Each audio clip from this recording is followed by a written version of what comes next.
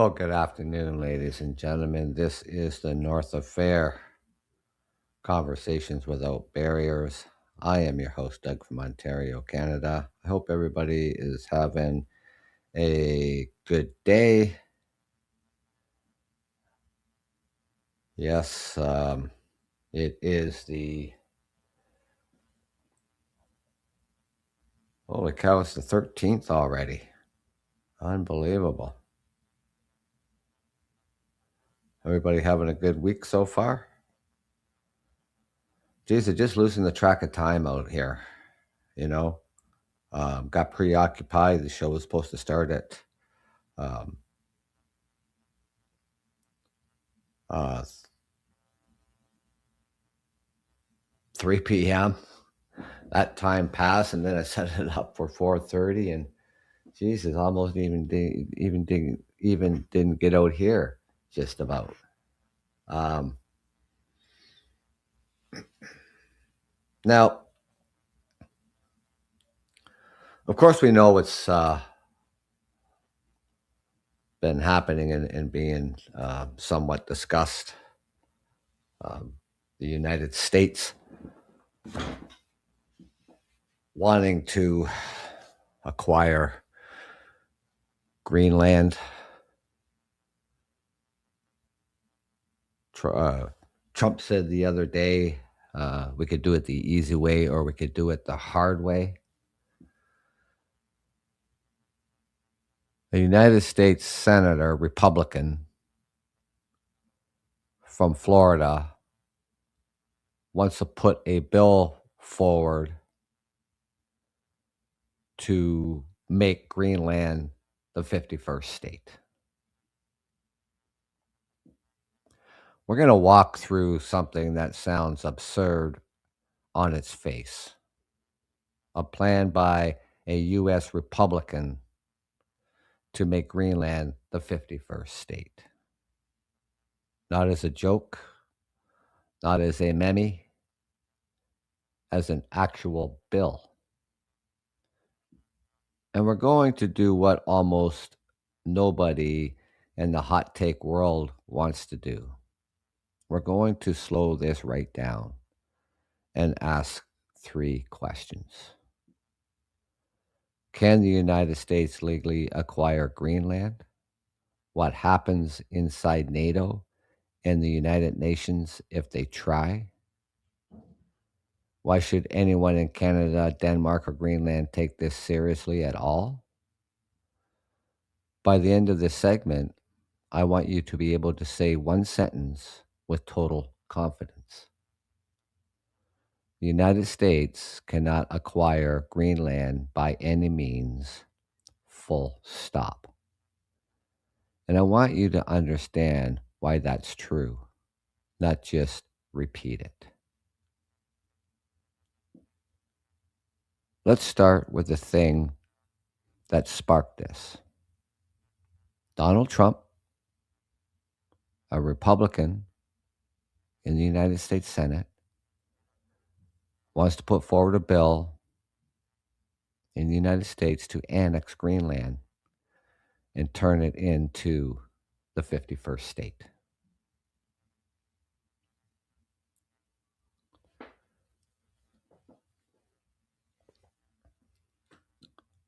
A United States Republican lawmaker has introduced a bill that would authorize the United States to annex or acquire Greenland and eventually make it a United States state. Think about that for a moment. You live in Canada, you look across the Nares Strait, 30-odd kilometers from Ellesmere Island. There's Greenland, self-governing, part of the Kingdom of Denmark, rooted in Inuit homelands, inside NATO, and central to Arctic defense. And south of us, there's this dictator in the White House, and a U.S. lawmaker thinks that it can be turned into the 51st American state by passing a bill. That'd be like trying doing that with Canada. It wouldn't happen, full stop.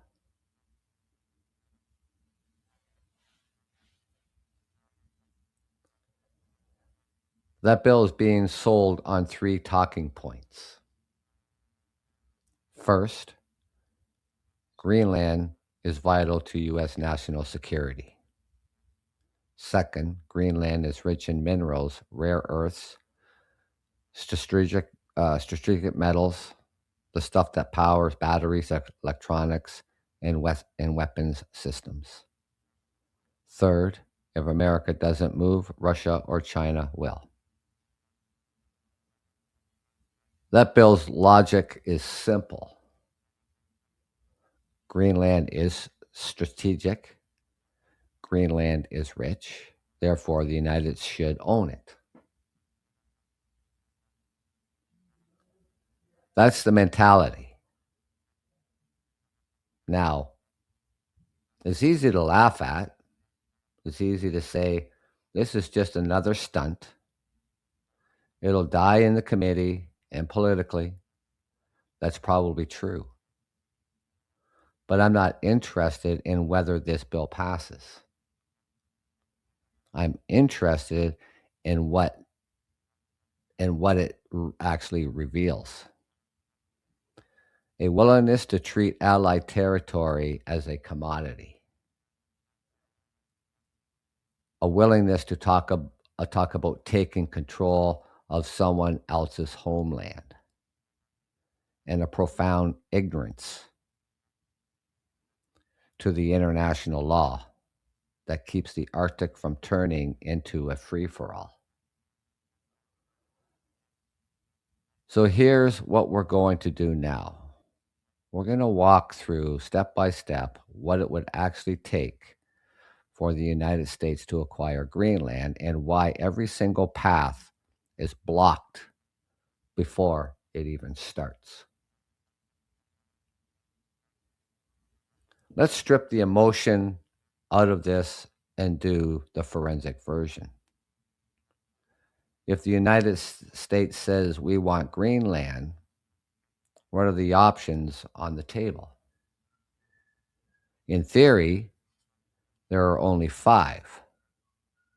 Buy it, sign a treaty to transfer it, pressure Denmark and Greenland until they cave, use or threaten force, have Greenland freely choose to join the United States. Number 1, buying Greenland. This isn't the 1800s. You can't pass around a check and walk away with a nation. Greenland is self-governing. Its people have the legal right to self-determination. That means they choose their political status, not Washington, not Copenhagen, not Ottawa. Denmark cannot sell Greenland because Denmark does not own Greenland in that old school colonial sense. Greenland's people own their future. So buying Greenland is dead on arrival.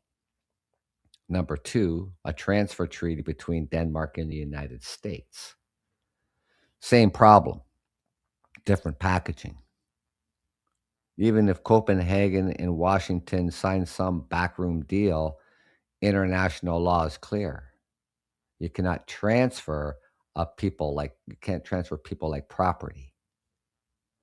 The people of Greenland would have to freely, genuinely consent.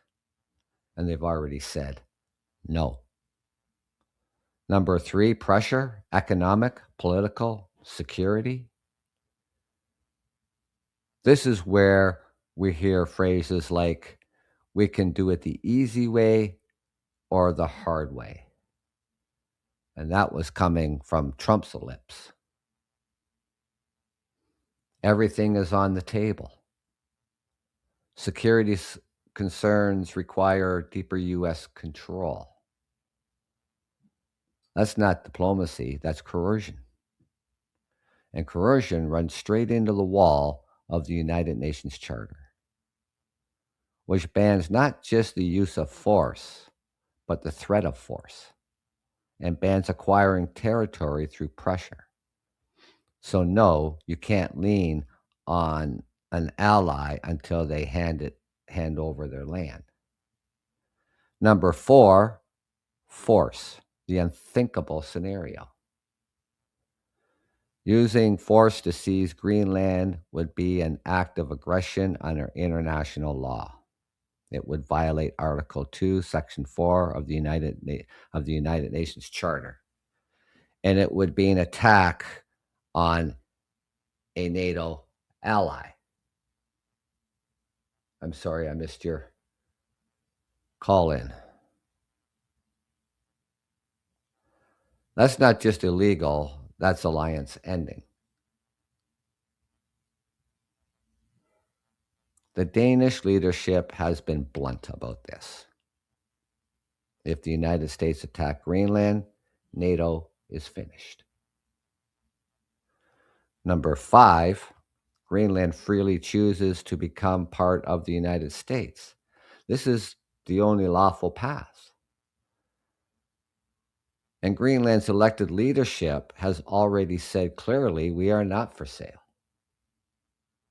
We do not want to be Americans.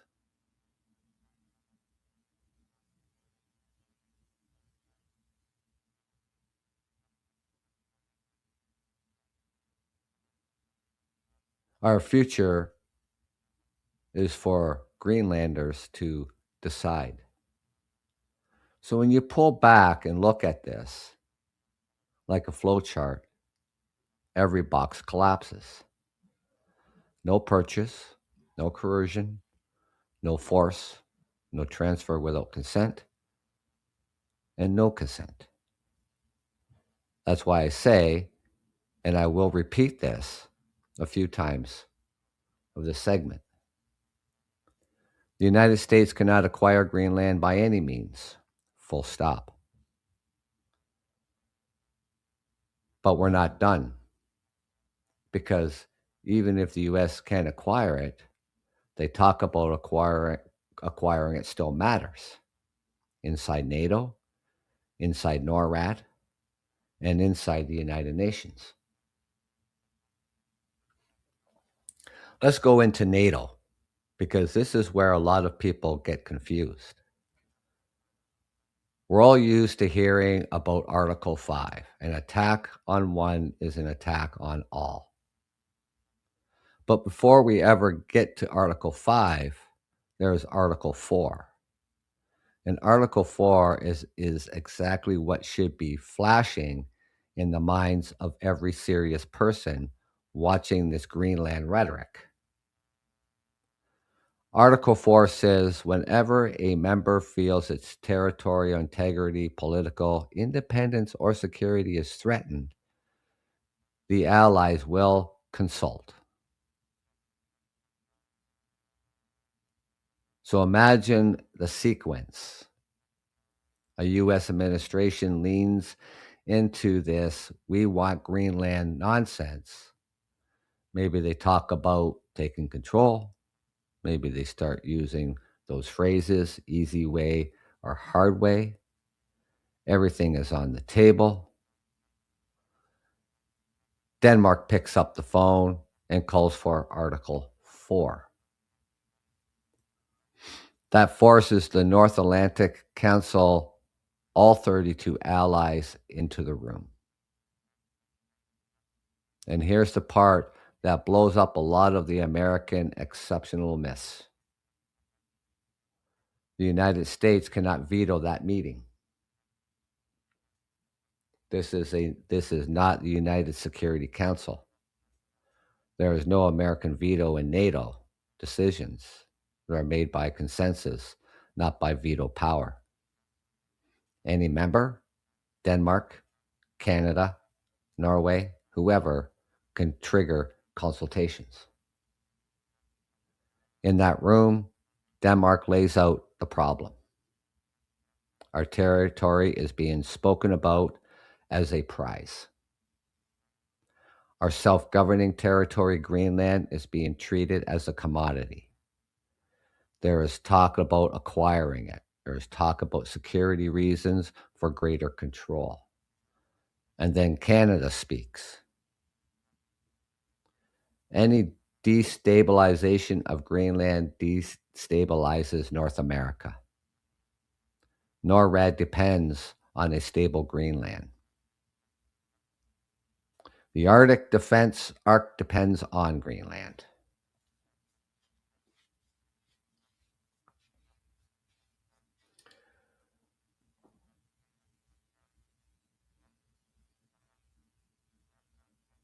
They're not anywhere near Greenland, China and Russia. They're not surrounding it with their ships. They're surrounding it with their submarines. They're nowhere near close to Greenland. And this goes on about Trump's rhetoric.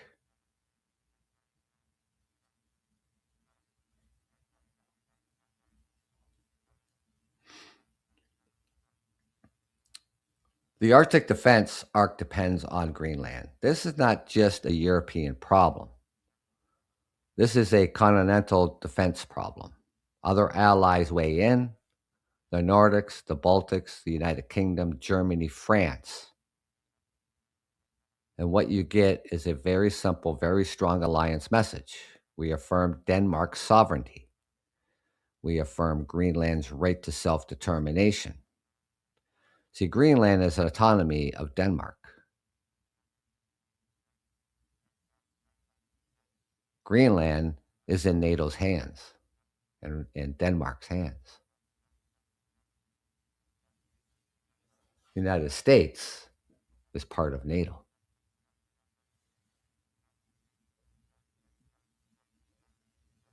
We affirm that no NATO ally can carve up any ally's territory.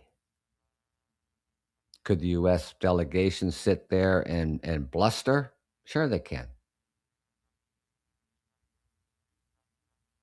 But they cannot stop the meeting, stop the statement, or stop the alliance from drawing a red line around Greenland. That's what almost nobody in the cable news hot take world explains.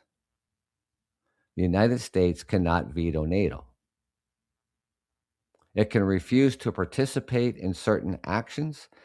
It can be a sulky partner, but cannot force the alliance to pretend this is normal. And once NATO speaks, the next step, or when that next stop, is the United Nations. The United Nations veto myth and the global pushback. Now let's talk about the United Nations, and let's kill another myth while we're here. People hear U.S. veto and assume America can just block whatever it doesn't like at the United Nations. That's just simply wrong. The United States has veto power in one room and one room only. That's the United Nations Security Council. It does not have veto power in the General Assembly, the Human Rights Council, the International Court of Justice, or the Court of Global Opinion. So let's map out how the United Nations could respond if U.S. rhetoric on Greenland continues. The Secretary General reaffirmed basic principles: territorial integrity, sovereignty, self-determination, the prohibition on acquiring territory by force or coercion. No one can veto that. The General Assembly, Denmark, backed by Canada, the Nordics, the EU, and a whole lot of other states, brings resolutions to the General Assembly. It says, in effect, Greenland is not for sale. Greenland cannot be acquired without the free consent of its people. Any attempt to acquire Greenland by pressure or force is illegal. The United States gets one vote, just like Chile and just like Canada or any other one. It cannot veto the world. If the majority of the states support the resolution and on questions of territory integrity, they almost always do that, and that's because the political baseline, the world says no. The General Assembly can ask the ICJ for an advisory opinion. The question would be something like, is it lawful for a state to acquire Greenland without the free and genuine consent of Denmark and the people of Greenland? The International Justice of Court would say no. Not to acquire by force, not to acquire by coercion, no to treating people as tradable assets. The United States cannot veto that process, cannot veto the opinion. The ICJ doesn't have tanks, but it has something just as powerful. It defines what the law is. And once the court has spoken, every state on earth has a clear legal shield to point to step 4, isolation. And if this is the as big if a U.S. administration kept pushing even after that, you could see a tightening ring of isolation. Trade consequences, sanction discussions, diplomatic downgrades, suspension of cooperation in certain forums. In other words, the cost of even talking seriously about taking Greenland would skyrocket. That's why I keep coming back to this point. If the United Nations says no, the United States cannot veto that no. It can veto one kind of Security Council resolution. It cannot veto sovereignty. It cannot veto self-determination. It cannot veto the law. Canada, NORAD, and the Arctic sovereignty. Because if you're listening in Canada, this is not an abstract European drama. This is our front yard. Look at the map. Canada's high Arctic. Greenland right across the water. The Nares Strait, approximately 30 or so kilometers at the narrow west. That's only 15 miles.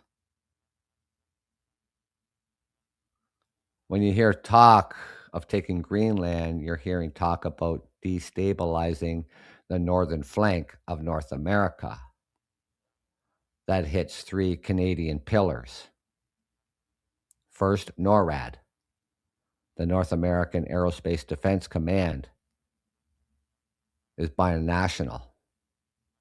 Canada and the United States together, its radar, its early warning, its planning, all that assumes a stable Greenland as part of the defensive arc. So Donald Trump says he needs it for security purposes. You know he's full of shit. All the minerals and everything that's beneath that island is what Donald Trump wants. Just like he told you about Venezuela. It was over drugs. No, Donald Trump wanted the oil. So we have the North American Aerospace Defense Command, Canada and the United States together. Its radar, its early warning detection, its planning, and all of that assumes a stable Greenland as part of the defensive arc. Well, we could work on it in bettering NORAD. and its early warning detection. We could be doing all that. Second, the Arctic sovereignty. Canada spends a lot of energy defending its own Arctic claims, mapping the continental shelf, asserting control over the Northwest Passage, working with Inuit communities, balancing environment security and development. If a great power starts signaling that Arctic territories are up for grabs, that undercuts the entire logic of orderly Arctic governance. It doesn't matter if the target is Greenland. The message ripples over to Canadian waters, Canadian ice, Canadian airspace. Third, alliance stability. Canada's defense posture rests on two pillars: NATO and NORAD. A United States attempt to acquire Greenland, even just a serious policy project, would shake both. It would test whether NATO can restrain its biggest member. It would test whether NORAD can function when other partners is eyeing the territory of another ally. That's why you've probably heard former Canadian military leaders say things like, this would be shattering for NATO. We have to be clear-eyed and hedge against instability. Hedging doesn't mean turning on the United States. It means strengthening ties with other Arctic allies. Building our own Arctic capabilities, standing clearly on the side of the law and self-determination. So when I say the United States cannot acquire Greenland by any means, I'm not saying so relax, nothing matters. I'm saying the acquisition is impossible. But the talk about it tells you everything about the mentality in play. And Canada has to respond at the level of firmly, lawfully, and in full solidarity with Greenland and Denmark.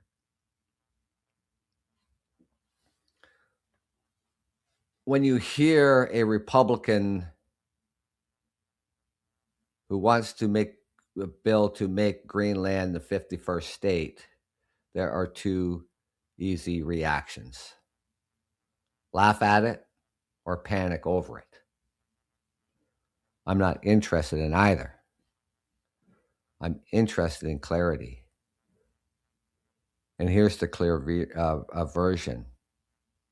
Yes, there is a real bill. You can read it in the news today. Yes, there is a real interest in Greenland's minerals and strategic position. Yes, the language being used, take control, everything is on the table. The easy way or the hard way is coercive, not friendly.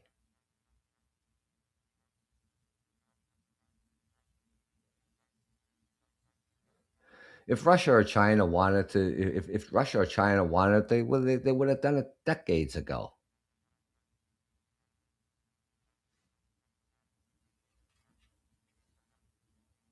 No, the United States cannot lawfully use force against an ally to seize it.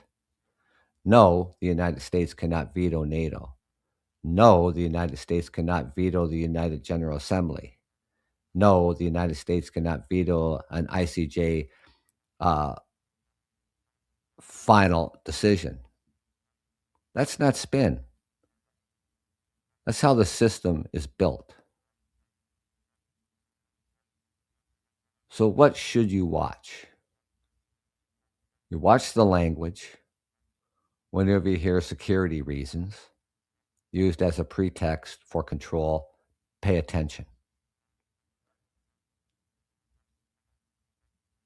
Watch NATO if Denmark ever calls Article 4 on this. That's a serious moment. Watch Canada Our stance on Arctic sovereignty and Greenland tells you whether we're serious about our own North.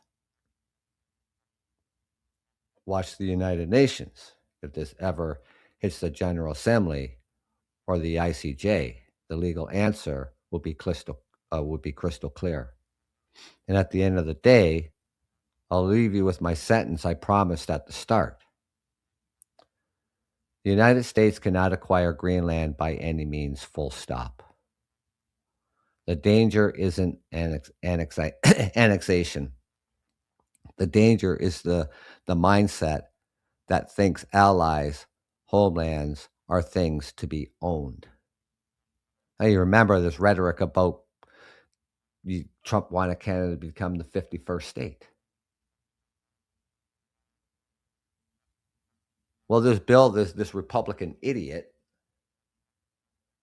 wants to put through is to acquire Greenland as a 51st state.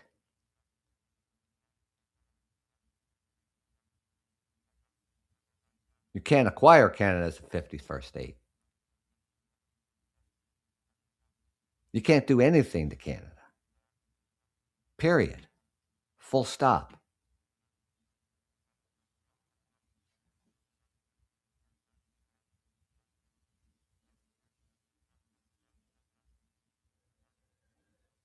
Nuclear plants.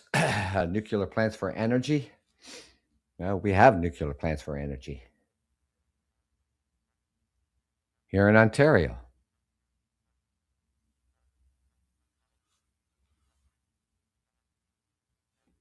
We're boosting our military spending to what NATO and our allies are asking. We've increased that. NORAD, like I said, Canada and the United States. And the early warning detection and the radar and everything that we already have way up way up in the Arctic with the United States is already there. Maybe there's some things more that United States and Canada can improve on. They're talking about security reasons. Donald Trump is talking about China and Russia. But that's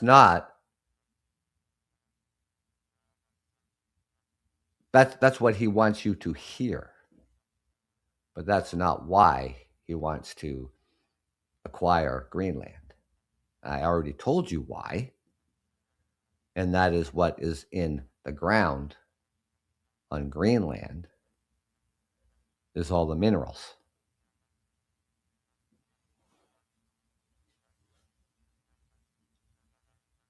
Well, yeah, he is. And we're talking about the geopolitical hemisphere. He's calling it the Monroe Doctrine. Changing it from the Monroe Document, which that has no legal binding and never has. It's 1832, somewhere around there. It had nothing to do with other nations. It had what to do with Europe, colonization and stuff like that. It's not, Donald Trump is talking about taking control over the entire Western Hemisphere. That can't be done either. The Monroe Document, is dead in the water. And by renaming it the Monroe Doctrine, it doesn't bring it back to life. It's absolutely ridiculous.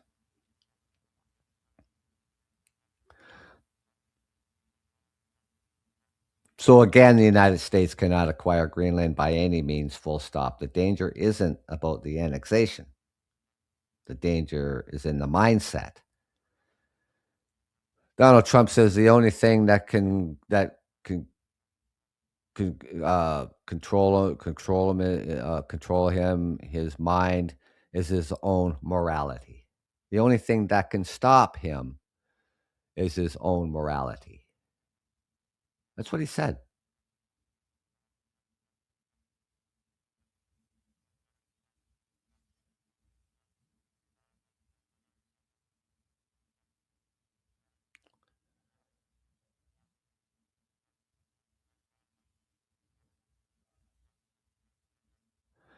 Now, this goes to,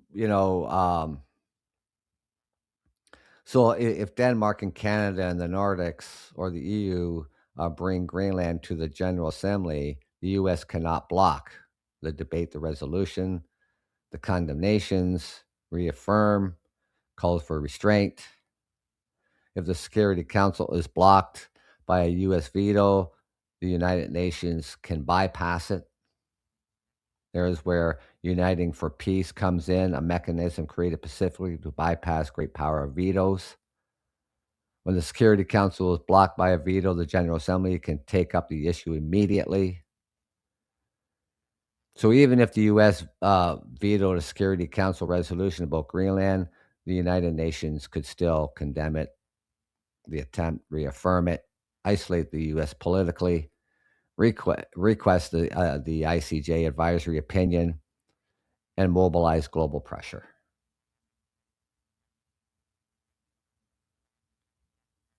This is all we hear is, we call it rhetoric, right? This is what we call it. We call it rhetoric coming out of the White House. But one of the playbooks, Hitler's playbook, if you continue to repeat it consistently, people believe it.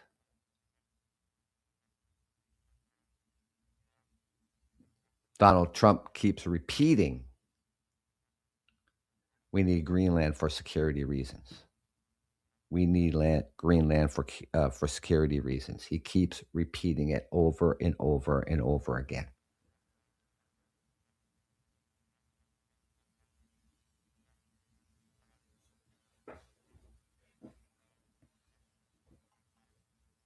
It's not just Donald Trump who has done that in the past, and other presidents in the past. Keeps repeating something until you actually believe it. For instance, baby George Bush, when he was president of the United States, the second time going into Iraq, he kept repeating weapons of mass destruction. We needed to go back in because there's weapons of mass destruction. He kept repeating this.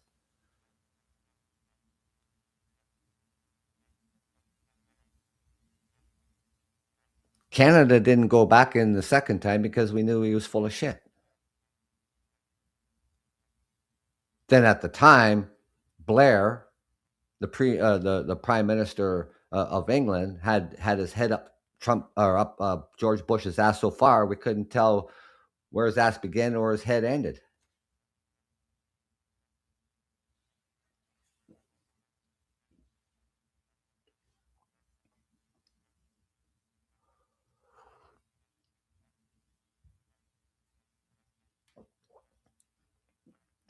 The bottom line under international law, and Don Trump, he says all depends, how you definition of what definition of the international law. Look up the definition. There's one definition of the international law. Or there might be the definition of Trump's international law. That's not in the dictionary. Under the international law, the United States cannot acquire Greenland by any means, period. Not by purchase. Denmark can't even transfer it.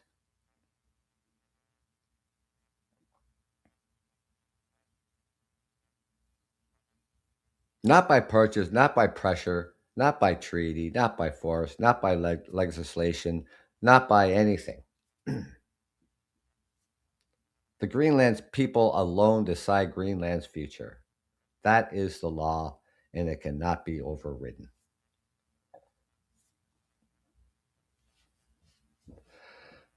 So I don't know what part of no the United States doesn't understand. I mean, is it time for the United Nations to invoke Article 4 and read the Riot Act to the United States? Maybe that's what needs to be done. You know, his rhetoric isn't going to go away. Then he turns the page and he starts talking about Iran. You know what's happening in Iran? Citizens are being killed. They're trying to overthrow the government. So then he tries to get people to take their mind off of Greenland, which we're not doing. You're not going to pull the wool over our eyes. It's not going to happen.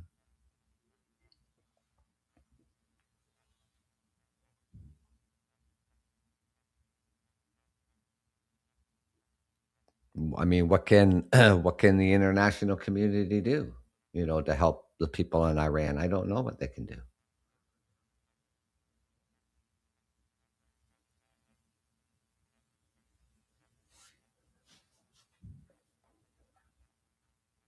But his rhetoric needs to stop.